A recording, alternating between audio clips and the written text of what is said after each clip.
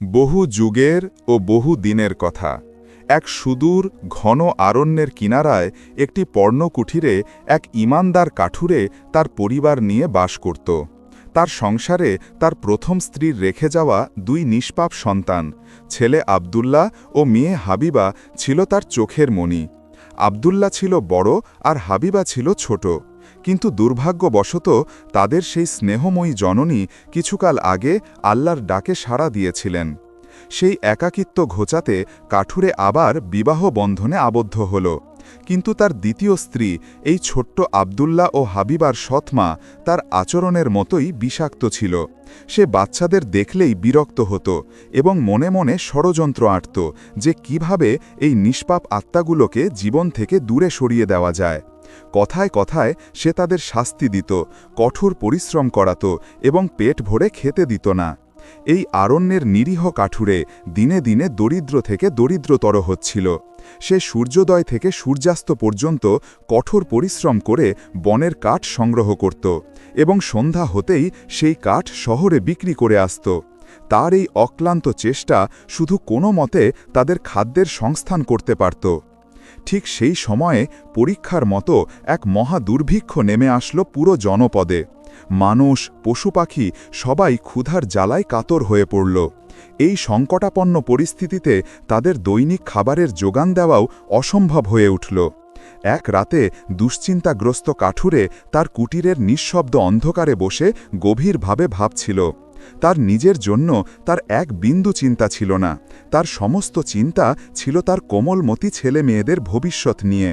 সে দীর্ঘ আহাজারি করে তার স্ত্রীকে বলল, প্রিয়তমা, এখন আমাদের বাঁচার পথ কি? এই দুর্ভিক্ষের সময়ে আমরা আমাদের এই ছোট্ট সন্তানদের কিভাবে প্রতিপালন করব? আমাদের ভাণ্ডার তো প্রায় শূন্য। এই কথা শোনার পর সেই নিষ্ঠুর সৎমা, যে কিনা সব সময় তাদের পথ থেকে সরাতে চাইত, সে সুযোগ লুফে নিল। সে তৎক্ষণাৎ উত্তর দিল, কাল আমরা একটি মিথ্যা অজুহাত দেখিয়ে অনেক দূরে এই গভীর অরণ্যে তাদের নিয়ে যাব। সেখানে আমরা কিছু কাঠে আগুন ধরিয়ে দেব, যাতে হিংস্র জীবজন্তুরা তাদের কাছে না আসতে পারে। তারপর তাদের এক একটি গুটির টুকরা দিয়ে আমরা কাজের বাহানায় ফিরে আসব। এরপর আমরা বাড়ি চলে আসব। যদি তারা ফিরে আসার পথ খোঁজেও, তবে কখনো খুঁজে পাবে না। কাঠুরে এই ঘৃণ্য পরিকল্পনা শুনে প্রথমে স্তব্ধ হয়ে গেল। সে কিছুক্ষণ ভাবল এবং তারপর দৃঢ় কণ্ঠে বলল, না, আমি এই জঘন্য কাজ করতে পারব না। একজন বাবা তার নিজের সন্তানদের কিভাবে একলা ফেলে আসতে পারে এই ভয়ঙ্কর জঙ্গলে, যেখানে হিংস্র পশুরা তাদের খণ্ড খণ্ড করে ফেলবে? এর চেয়ে ভালো তো একসাথে না খেয়ে মরা। তখন তোমার শুধু আমাদের কবর বানানোর কষ্টটুকু করতে হবে। কিন্তু তার স্ত্রী উত্তেজিত হয়ে এবং ক্রোধে ফুঁসে উঠে জিদ ধরল। সেই জিদের কাছে কাঠুরে হার মানল এবং বিরক্তিভাবে সম্মতি দিল। তবে সে আক্ষেপ করে তার স্ত্রীকে বলল, কিন্তু আমার পিতা হৃদয় সব সময় তরপাতে থাকবে আমার নিষ্পাপ সন্তানদের স্মৃতিতে। সেই রাতেই ক্ষুধার কারণে আবদুল্লাহ আর হাবিবার চোখে ঘুম ছিল না। তারা আড়াল থেকে তাদের বাবা মায়ের সমস্ত কথোপকথন শুনে ফেলল। এরপর ছোট্ট হাবিবা ভীষণভাবে কাঁদতে শুরু করল। সে তার বড় ভাই আবদুল্লাহকে বলল, ভাই, আমরা মনে হয় আমাদের বাবা মায়ের কাছে বোঝা হয়ে গেছি, আর তারা আমাদের থেকে মুক্তি চাইছে। আবদুল্লাহ তার বোনকে আশ্বস্ত করল এবং বলল, হাবিবা, বোন আমার, তুমি ভয় পেও না। আমি এর জন্য আল্লাহর ইচ্ছায় নিশ্চয়ই কোনো সমাধান খুঁজে বের করব। যখন বাবা মা ঘুমিয়ে পড়ল, তখন আবদুল্লাহ বিছানা থেকে উঠল। সে নিজের গায়ে একটি চাদর জড়িয়ে নিল এবং ধীরে ধীরে দরজা খুলে বাইরে চলে গেল। চাঁদের আলোয় বাড়ির সামনে পড়ে থাকা নুড়ি পাথরগুলো রূপার টুকরোর মতো ঝলমল করছিল। আবদুল্লাহ অনেকগুলো নুড়ি পাথর সংগ্রহ করে তার পকেটগুলো ভরে নিল এবং তারপর ঘরে ফিরে আসলো। ঘরে এসে সে তার বোন হাবিবার কাছে এসে বলল, প্রিয় বোন, তুমি শান্তিতে ঘুমিয়ে যাও, আল্লাহ অবশ্যই ভালো কিছু করবেন। এই বলে সে নিজেও শুয়ে পড়ল এবং শান্তিতে ঘুমিয়ে গেল। পরের দিন সকালের সূর্য ওঠার আগেই কাঠুরের সেই নিষ্ঠুর স্ত্রী এই দুই শিশুর কাছে আসলো এবং তাদের জাগিয়ে বলল, ওঠো বাচ্চারা, তৈরি হয়ে নাও, আজ আমরা আরণ্যে যাব কাঠ কাটতে। সে আবদুল্লাহ এবং হাবিবাকে এক টুকরো করে রুটি দিল এবং সতর্ক করে বলল, এটা তোমাদের দুপুরের আহারের জন্য। এখনই খেয়ে ফেলো না, নয়তো দুপুরে তোমাদের কাছে খাওয়ার জন্য কিছু অবশিষ্ট থাকবে না। আব্দুল্লাহ ও হাবিবা নীরবে রুটির সেই টুকরোগুলো গ্রহণ করল এবং তারপর তারা জঙ্গলের দিকে যাত্রা করল। কিছু দূর এগিয়ে যাওয়ার পর আব্দুল্লাহ হঠাৎ থেমে গেল এবং ঘুরে তাদের ঘরের দিকে তাকাতে লাগল। এই কাজটি সে বারবার করতে থাকল। কাঠুরে তার পুত্রকে এমনটি করতে দেখে প্রশ্ন করল, আব্দুল্লাহ, বাবা কি করছো? তুমি বারবার পিছনে ফিরে তাকাচ্ছ কেন? সাবধানে হাঁটো বাবা। আব্দুল্লাহ উত্তর দিল, আমি আমাদের পোষা বিড়াল ছানাটিকে দেখছি, যেটা আমাদের বাড়ির চালে বসে আমার দিকে তাকিয়ে আছে। এটা শুনে সেই সৎমা তাচ্ছিল্যের সুরে সঙ্গে সঙ্গে বলল, আরে তুমি তো একেবারে বোকা, ওটা তোমার বিড়ালছানা নয়, ওটা তো সূর্যের আলো যা বাড়ির চালার উপরে এসে পড়ছে। কিন্তু আব্দুল্লাহ আসলে বিড়াল ছানাটিকে দেখছিল না। সে তো তার পকেট থেকে নুড়ি পাথরগুলো বের করে রাস্তায় ফেলছিল এবং ফিরে আসার পথ মনে রাখার চেষ্টা করছিল। যখন তারা আরণ্যের একদম মাঝখানে গিয়ে পৌঁছাল, তখন কাঠুরে বলল, হে আমার প্রিয় সন্তানেরা, এখন তোমরা কাঠ জোগাড় করো, আমি এখানে আগুন জ্বালিয়ে দেব। এরপর আব্দুল্লাহ আর হাবিবা অনেক কাঠ একত্র করে একটি বিশাল স্তূপ তৈরি করল। তারপর কাঠুরে সেই কাঠগুলোতে আগুন ধরিয়ে দিল। যখন আগুন তীব্রভাবে জ্বলতে লাগল, তখন কাঠুরের স্ত্রী বলল, বাচ্চারা, এখন তোমরা এই আগুনটার কাছেই বসো, আমরা এখন কাঠ কাটতে আরও গভীরে যাচ্ছি। কাজ শেষ হলেই আমরা ফিরে আসব এবং তোমাদের সাথে করে ঘরে নিয়ে যাব। আব্দুল্লাহ আর হাবিবা সেই জ্বলন্ত আগুনের পাশে বসল। দুপুরের রুটি খেয়ে তারা একটু স্বস্তি পেল। তারা ক্রমাগত কুড়াল দিয়ে কাঠ কাটার আওয়াজ শুনতে পাচ্ছিল এবং সেই আওয়াজ শুনে তারা খুব খুশি ছিল ও আশ্বস্ত ছিল যে তাদের বাবা তাদের পাশেই আছে। কিন্তু বাস্তবে সেই আওয়াজ কুড়ালের ছিল না, বরং বাতাসের তোড়ে গাছের ডালপালাগুলো পরস্পর আঘাত করছিল। তারা অনেকক্ষণ ধরে তাদের বাবার অপেক্ষা করতে করতে ক্লান্ত হয়ে গেল এবং অবশেষেই সেখানেই ঘুমিয়ে পড়ল। যখন তাদের ঘুম ভাঙল, তখন চারপাশে হালকা অন্ধকার নেমে এসেছে। হাবিবা ফুঁপিয়ে কেঁদে উঠে বলল যে এখন আমরা আর কখনো বাড়িতে ফিরে যেতে পারব না। আব্দুল্লাহ তার বোনকে সান্ত্বনা দিয়ে বলল যে, হাবিবা বোন আমার, আরও একটু অপেক্ষা করো, চাঁদ ওঠুক, তারপর আমরা চাঁদের আলোয় সেই পথ ধরে ফিরে যাব। যখন পূর্ণিমা চাঁদ উঠে আসলো, তখন আব্দুল্লাহ তার বোনের হাত ধরল এবং সেই নুড়ি পাথরগুলোর দিকে তাকিয়ে চলতে থাকল, যেগুলো সে আসার সময় রাস্তায় ফেলে এসেছিল এবং যা চাঁদের আলোয় ঝলমল করছিল। তারা ধীরে ধীরে সারা রাত হেঁটে চলল, আর যখন সকালের সূর্য উঠল, তখন তারা নিজেদের বাড়ির সামনে এসে দাঁড়াল। কাঠুরের স্ত্রী দরজা খুলল। যখন তাদের সেই নিষ্ঠুর সৎমা তাদের দেখল, তখন সে হতভম্ব হয়ে গেল। তারপর সে ক্রোধের ভান করে বলল, তোমরা দুজন কি দায়িত্বজ্ঞানহীন ছেলেমেয়ে, তোমরা এতক্ষণ ধরে জঙ্গলেই ঘুমোচ্ছিলে। আমরা তো ভেবেছিলাম যে তোমরা আর কোনোদিন ফিরবে না। কিন্তু কাঠুরে যখন তার প্রিয় সন্তানদের জীবিত দেখল, তখন তার মুখে আনন্দের বন্যা বইতে লাগল। সে তার নিষ্পাপ সন্তানদের জঙ্গলে ফেলে আসার জন্য খুবই হতাশ ও দুঃখিত ছিল। সময় এভাবেই কেটে গেল এবং কিছুকাল পর আরও একবার দুর্ভিক্ষ দেখা দিল। বাচ্চারা আরেকবার তাদের সৎমায়ের কথা শুনে ফেলল, যে বলছিল যে আমাদের খাদ্য সব ফুরিয়ে গেছে, এখন আমাদের কাছে শুধুমাত্র অর্ধেক রুটি রয়েছে। এইবার আমরা শিশুদের অনেক দূরে এবং আরও ঘন জঙ্গলে ছেড়ে আসব, যাতে তারা কোনোভাবেই ফিরে আসতে না পারে। এটা শুনে কাথুরে খুব মন খারাপ করল, কিন্তু তার অন্য কোনো উপায় ছিল না। যখন গভীর রাতে সবাই ঘুমিয়ে পড়ল, তখন আব্দুল্লাহ আবার উঠল যে কোথাও থেকে সাদা নুড়ি পাথর খুঁজে আনবে। এই সাদা নুড়ি পাথরগুলোই ছিল যা আগেরবার তাদের ঘরে ফিরিয়ে এনেছিল। কিন্তু সে দেখতে পেল যে দরজায় তালা লাগানো আছে এবং বাইরে যাওয়ার কোনো পথ নেই। এটা দেখে সে পেরেশান হয়ে গেল।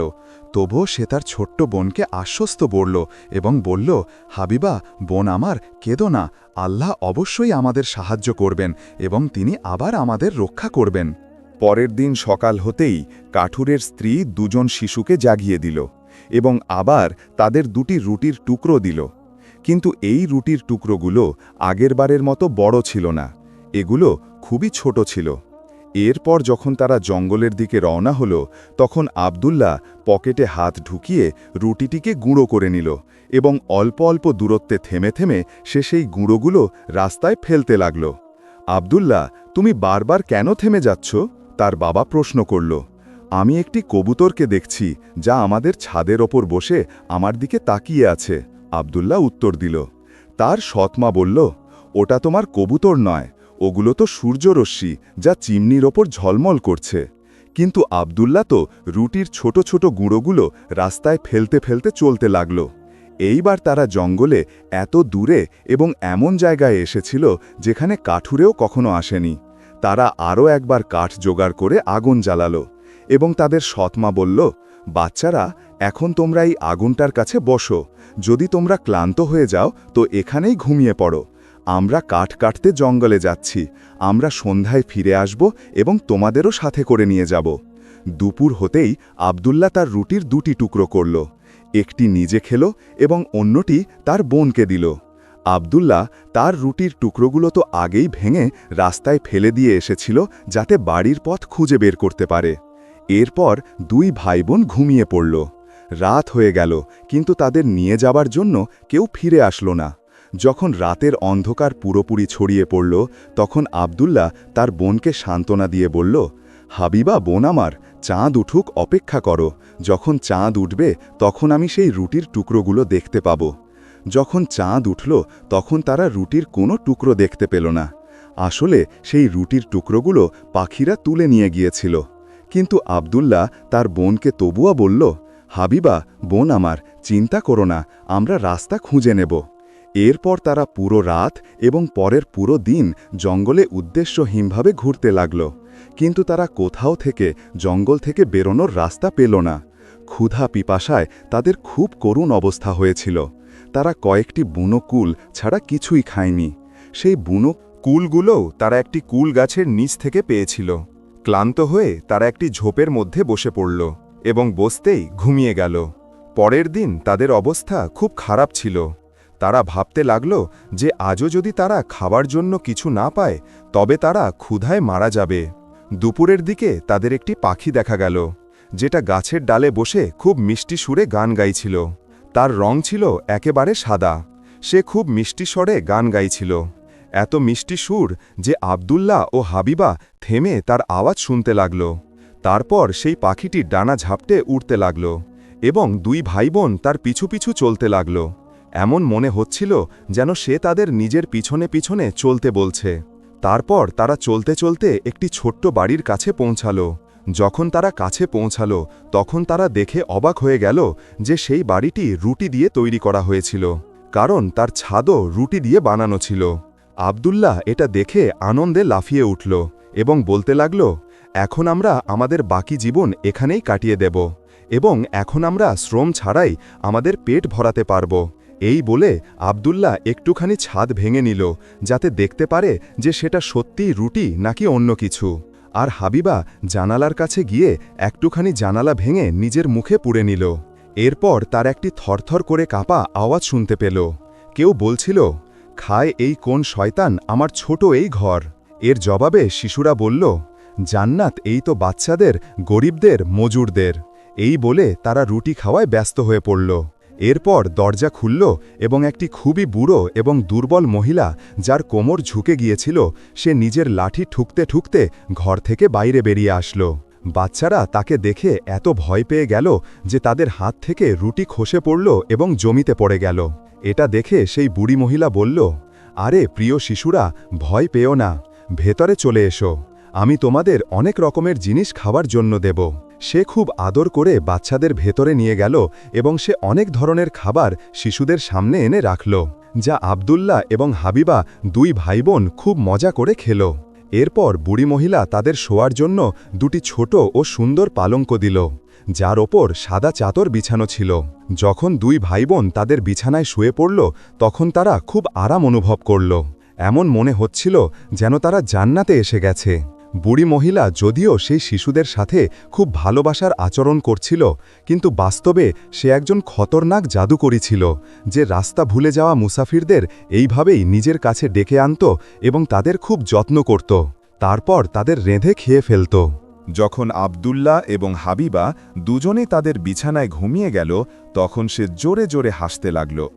তার মুখে জল এসে গিয়েছিল এবং সে চুকচুক করে বলল, এখন এরা আমার হাতের মুঠোয়, এখন এরা কোথাও যেতে পারবে না।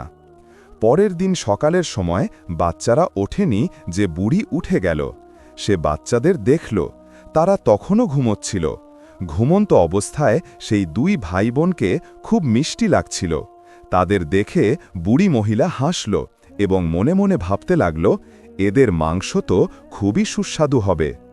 তারপর সে আব্দুল্লাহকে নিজের কোলে তুলে নিল, যেন সে খুব শক্তিশালী মহিলা, এবং তার ঝুঁকে যাওয়া কোমরও সোজা হয়ে গিয়েছিল। এখন তাকে দুর্বল মনে হচ্ছিল না। সে আব্দুল্লাহকে নিয়ে বাইরে আসলো এবং বাড়ির কাছেই একটি ঘরে নিয়ে গেল। সেই ঘরটি আসলে একটি খাঁচা ছিল। সে আব্দুল্লাহকে ভেতরে ঢুকিয়ে বাইরে থেকে খুঁটি লাগিয়ে দিল। সে যতই চিৎকার করুক, কিন্তু তার আওয়াজ সেখানে শোনার কেউ ছিল না। এখন বুড়ি মহিলা ঘরে ফিরে আসলো এবং হাবিবা তখনও ঘুমোচ্ছিল। সে এটা জানত না যে তার ভাই তার কাছে নেই। বুড়ি হাবিবাকে জোরে ঝাঁকুনি দিল। হাবিবা ভয় পেয়ে উঠে গেল। সে অবাক হয়ে বুড়ি মহিলার দিকে তাকাতে লাগল, যার চোখে ভালোবাসার বদলে রাগ ছিল। সে রাগে বলল, ওঠ অলস মেয়ে, চল জল নিয়ে আয় এবং তোর ভাইয়ের জন্য কিছু রান্না কর। যখন সে খেয়ে খুব মোটা হবে, তখন আমি তাকে খেয়ে ফেলব। হাবিবা যখন এটা শুনল, তখন সে চিৎকার করে করে কাঁদতে লাগল। কিন্তু এখন কান্নাকাটি করার কোনো ফায়দা ছিল না। হাবিবা বেচারি এখন সেটাই করত যা তাকে করার জন্য বলা হতো। আব্দুল্লার জন্য খুব ভালো খাবার রান্না করা হতো, কিন্তু হাবিবা বেচারির কপালে বাকি থাকা খাবার জুটত। বুড়ি মহিলা প্রতিদিন খাঁচার কাছে যেত এবং চিৎকার করে বলতো, আব্দুল্লাহ, তোর আঙুল বাইরে বের কর, যাতে আমি এই ব্যাপারটা আন্দাজ করতে পারি যে তুই কতটা মোটা হয়েছিস। আব্দুল্লাহ এর বদলে একটি হাড় তার হাতে ধরে দিত। বুড়ি জাদুকরী, যার দৃষ্টিশক্তি খুব দুর্বল ছিল। সে এটা দেখতে পারত না যে এটা তার আঙুল নাকি অন্য কিছু। সে প্রতিদিন সেই হাড় ধরে দেখত তো পেরেশান হয়ে যেত যে কি ব্যাপার, আমি প্রতিদিন একে এত ভালো খাবার খাওয়াই, তবুও এ মোটা কেন হয় না। এইভাবে 4 সপ্তাহ পার হয়ে গেল। এখন বুড়ি মহিলার জন্য ধৈর্য রাখা কঠিন হয়ে গেল। সে বলতে লাগল যে এখন যাই হোক না কেন, আমি এই ছেলেটিকে খেয়ে ফেলব। সে হাবিবাকে ডাক দিল, এ মেয়ে, জল নিয়ে আয়। আব্দুল্লাহ মোটা হোক বা পাতলা, আমি কাল সকালে তাকে রেঁধে খেয়ে ফেলব। বেচারি হাবিবার অবস্থা করুণ ছিল। সে বেচারি ফোঁস করে কেঁদে কেঁদে কাঁদছিল এবং জল আনছিল। সে বেচারি কাঁদতে কাঁদতে বলতে লাগল যে, হে আল্লাহ, আমাদের সাহায্য করো। এর চেয়ে ভালো তো এই ছিল যে আমাদের জঙ্গলেই হিংস্র পশুরা ছিঁড়ে খেয়ে ফেলত, যাতে আমরা 2 ভাই বোন একসাথেই মরে যেতাম। বন্ধ কর এই কান্নাকাটি, জাদুকরী বিরক্ত হয়ে বলল। পরের দিন হাবিবা বাইরে আসলো। সে জলে ভরা একটি পাতিল 2টি বাঁশের মাঝে ঝুলিয়ে দিল এবং তার নিচে আগুন জ্বালিয়ে দিল। বুড়ি মহিলা বলতে লাগল, আগে আমরা তাকে ভাজব। আমি তন্দুর তৈরি করে ফেলেছি এবং আটাও বানিয়ে ফেলেছি। তারপর সে হাবিবাকে তন্দুরের দিকে ধাক্কা দিল, যেখানে আগুনের শিখা জ্বলছিল, এবং বুড়ি মহিলা হাবিবাকে বলল যে, গিয়ে দেখ তন্দুর গরম হয়েছে কিনা, যাতে আমি রুটি সেঁকতে পারি। আসলে সেই বুড়ি মহিলা হাবিবাকে এই জন্য তন্দুরের কাছে পাঠাচ্ছিল, যাতে সে তাকেও ধাক্কা দিয়ে তন্দুরে ফেলে দেয় এবং তাকেও রেঁধে খেয়ে ফেলে। কিন্তু হাবিবা তার চালাকি বুঝতে পেরেছিল।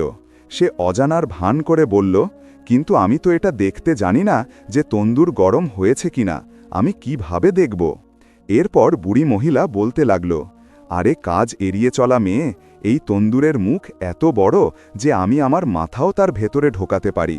এই বলে সেই বুড়ি জাদুকরী নিজের মাথা তন্দুরের ভেতরে ঢুকিয়েছিল, যে হাবিবা তাকে পেছন থেকে তন্দুরের ভেতরে ধাক্কা মেরে দিল এবং লোহার একটি ঢাকনা দিয়ে তন্দুরের মুখ বন্ধ করে দিল। বুড়ির ভয়ঙ্কর চিৎকারে পুরো জঙ্গল কেঁপে উঠল। সে ভীষণভাবে চিৎকার করছিল। একবার তো হাবিবাও তার চিৎকার শুনে ভয় পেয়ে গেল, কিন্তু সে নিজের কানে আঙুল ঢুকিয়ে নিল এবং দৌড়ে সেই দিকে আসলো যেখানে তার ভাই আব্দুল্লাহ বন্দী ছিল।